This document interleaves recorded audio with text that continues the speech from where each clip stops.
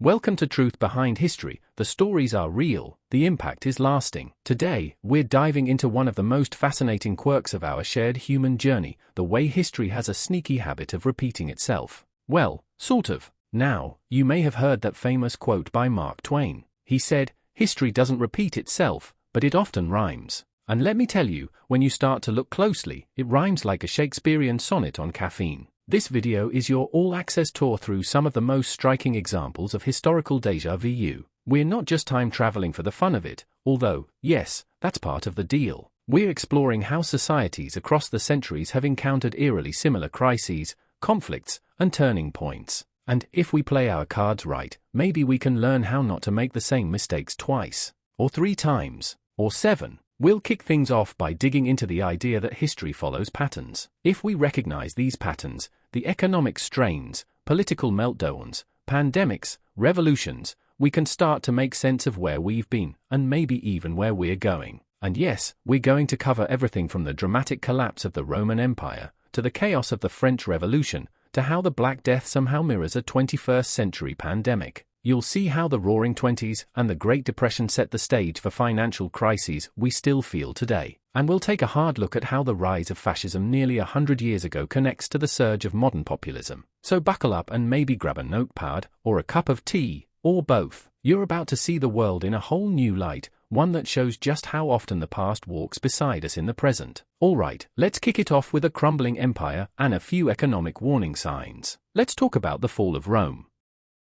The fall of Rome, the ultimate cautionary tale, the gold standard for civilizational collapse, and strangely, a bit of a mirror. Let's start with economic strain. Now, Rome didn't fall in a day, and it wasn't just about a couple of bad emperors. One of the big problems was their over-reliance on slave labor. Instead of innovating or creating more efficient systems, they just kept expanding and capturing more people to do the work. This created a fragile economy that couldn't adapt when things got tough. On top of that, inflation was out of control. They kept devaluing their currency, which is a fancy way of saying their money started becoming worthless. And to make things worse, taxes were sky high, not exactly the recipe for a thriving middle class. If that sounds familiar, you're not alone. Today, we see similar warning signs in countries dealing with massive national debt, rising inflation, and public frustration over unfair taxation. Think the United States debt ceiling debates or the Eurozone crisis, echoes of Rome's financial unraveling. Now, let's talk politics. Rome was famous for its dysfunction toward the end. Corruption ran deep. The elite were fighting for power, the government was a mess, and trust in leadership eroded completely. Sound familiar? In many modern democracies and former empires, we see the same tug-of-war between elites, growing public distrust in institutions, and governments that struggle to function under the weight of their own bureaucracy. The lesson here? When the system starts serving the few at the expense of the many, people stop believing in it. And then there's overexpansion. Rome had borders that stretched from the deserts of North Africa to the forests of northern Britain. Impressive, sure, but also completely unsustainable. They couldn't defend it all. Their military was stretched thin, resources were drained, and communication across the empire broke down. Fast forward to the 20th century. Think about the British Empire after World War II. Despite winning the war, they couldn't hold on to their colonies. They were overextended, economically exhausted, and had to start letting go, often in a hurry. It's a pattern. When an empire gets too big, too fast, it becomes vulnerable. Expansion feels like strength, until it's the very thing that causes collapse. So, Rome may be ancient history, but its decline holds a magnifying glass up to the vulnerabilities of modern powers. Different time, different players, but the same game board. Up next, let's take a look at what happens when revolutions come knocking. Get ready for guillotines, hashtags, and a whole lot of public outrage. Alright, grab your tricorn hats and your smartphones, because now we're jumping from the cobblestone streets of 18th century Paris to the wired-up plazas of the modern Middle East. 2 different centuries, 2 very different worlds. And yet, the rhythms? Strikingly similar. First up, economic hardship. Back in the 1780s, France was in a mess. The monarchy had racked up enormous debt from wars, especially their helpful role in the American Revolution. Meanwhile, food prices were skyrocketing. Bread, the literal foundation of the French diet, became so expensive that people couldn't afford to eat. Combine that with massive unemployment and a tax system that squeezed the lower classes while letting the aristocrats skate by, and you had a recipe for chaos. Now jump ahead to the early 2010s. In countries like Tunisia, Egypt, and Syria, Economic frustration was boiling over. Youth unemployment was staggeringly high, prices were rising, and there was a growing sense that no matter how hard you worked, the system was rigged against you. Sound familiar? Next up,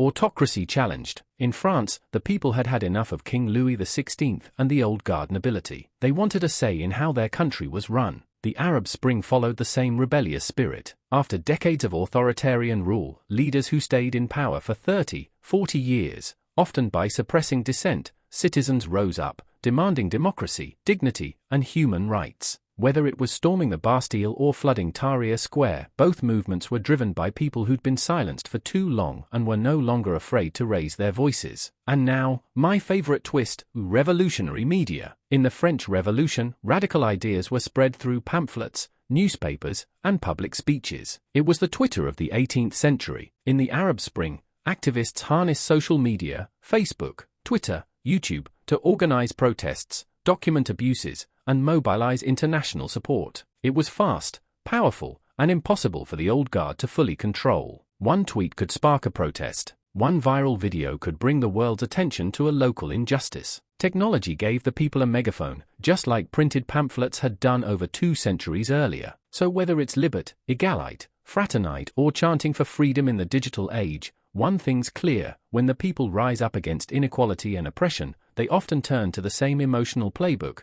just with updated tools. Now, hold on to your masks, we are heading into plague territory. Next up, a grim but fascinating comparison between the Black Death and COVID-19. Ah yes, the plague. Because what's a good historical déjà vu story without a global pandemic or two? Let's wind the clock all the way back to the 14th century. The Black Death tore through Europe between 1347 and 1351, wiping out somewhere between a third and half of the population. Fast forward to the 21st century, and we see a very different pandemic in COVID-19, one that thankfully wasn't nearly as deadly, but still rocked the foundations of modern life. Different scale, different symptoms, but the ripple effects, oh, they rhyme all right. First, labor market shocks. When the Black Death hit, it created an unprecedented shortage of workers. So many people had died that suddenly, labor became scarce and valuable. Peasants and workers who had always been powerless now had leverage. They could demand better wages, and in many cases, they got them. That shook the social hierarchy to its core. Now compare that to COVID. Businesses shut down, people stayed home, and for a while, everything paused. When things reopened, we entered what some people called the Great Resignation, workers rethinking their jobs, demanding better pay, more flexibility, or simply opting out.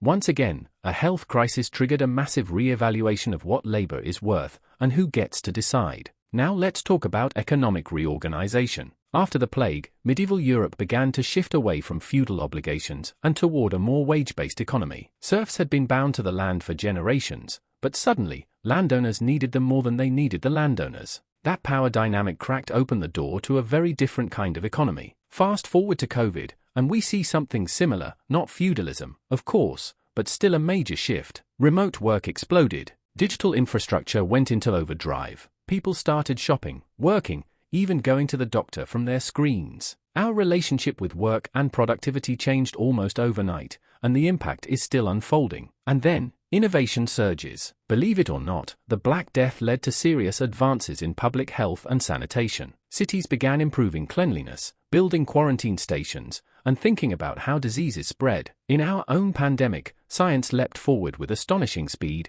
mRNA vaccine technology, telemedicine, remote diagnostics. Crisis, it seems, has always been a strange ally to invention. So whether it's a medieval cart hauling away bodies or a modern-day Zoom call replacing the office, both pandemics force societies to rethink how they work, how they live, and how they take care of each other. And once that change starts, it doesn't usually go back. Next up, we shift from pandemics to panic in the markets. Let's talk about the Great Depression and its modern echo in the crash of 2008.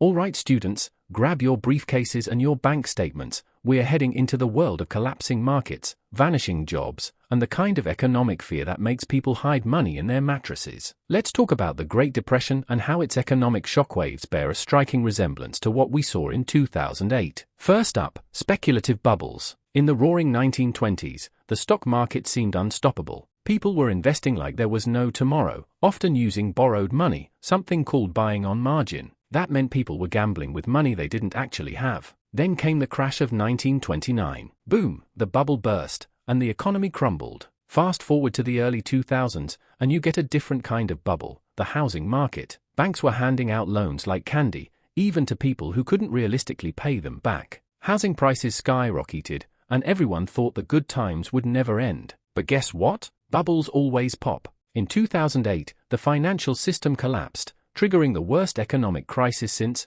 well, the Great Depression. Now, let's look at bank failures. In the 30s, thousands of banks literally closed their doors. People lost their savings overnight. There was no safety net. That led to widespread panic, unemployment, and desperation. In 2008, we saw something similar. Giant institutions like Lehman Brothers collapsed, and governments had to scramble to stabilize the system. The difference this time? There was a safety net, bailouts, stimulus packages, and coordinated global responses. Still, the fear and uncertainty? That was very much the same. And here's where things get really familiar. The government intervention. After the Great Depression, the US government launched the New Deal, sweeping programs designed to stimulate the economy, create jobs, and rebuild trust. In 2008, the response was different in form, but similar in spirit. Central banks cut interest rates, governments injected billions into financial institutions, and stimulus checks rolled out. Both crises forced leaders to rethink how involved the government should be in the economy, and both responses reshaped the financial world for years to come. So, while the suits were a little sharper in 2008 and the technology more advanced,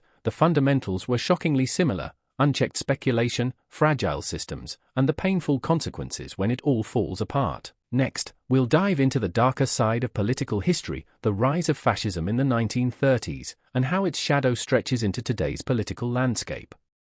Alright folks, now we're entering territory that's as important as it is uncomfortable. The 1930s weren't just about jazz music and Art Deco buildings, they were also the breeding ground for one of the most dangerous ideologies in modern history, fascism. So, how did it take root? It didn't happen overnight. After World War I, countries like Germany and Italy were in chaos. Their economies were wrecked, people were out of work, inflation was off the charts, and there was this overwhelming feeling of national humiliation and loss. In that environment, charismatic leaders rose up, promising strength, unity, and a return to greatness. They blamed society's problems on convenient scapegoats, immigrants, minorities, political enemies. They offered simple answers to complex problems, and a lot of people bought it. Now let's fast forward to recent years. We're not talking full-blown fascism, but we are seeing something that echoes those old patterns: modern populist movements. These are often built on a sense of grievance, people feeling left behind by globalization,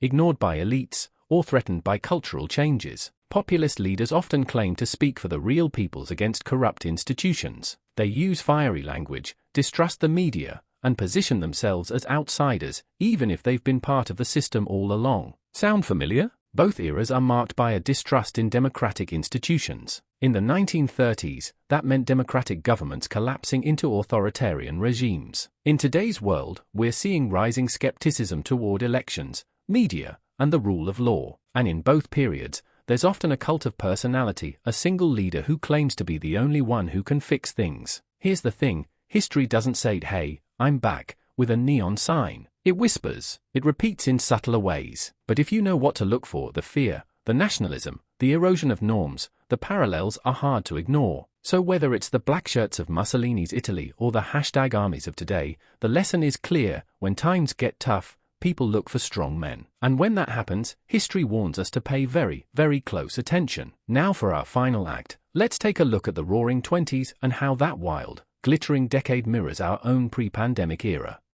And there you have it, a whirlwind tour through the patterns of the past, where the rise and fall of empires, revolutions, pandemics, and political waves all start to feel strangely familiar. What we've seen today isn't just a history lesson, it's a reminder that the world doesn't move in straight lines. It loops, it rhymes, it warns. When we look closely, we start to see that the systems we live in, the problems we face, and even the mistakes we keep making, they've all been here before, just in slightly different costumes. Now, the big question is, are we paying attention? Because if we don't learn from history, we don't just risk repeating it, we risk getting caught in the same traps, over and over again. So whether it's ancient Rome, revolutionary France, or the economic crashes of yesterday and today, the truth behind history is this: it's trying to teach us something. We just have to be willing to listen. If this video made you think, if it opened your eyes, or even if it just made history feel a little more alive, do me a favor. Hit that like button, subscribe to Truth Behind History, and drop a comment below with your thoughts. I read them, and they help shape future videos. And if you're hungry for more stories like this, check out the rest of the channel. We've got rebellions, conspiracies, forgotten empires, and plenty of mind-blowing connections just waiting to be explored. Until next time, stay curious, question everything, and remember, history isn't just behind us, it's all around us.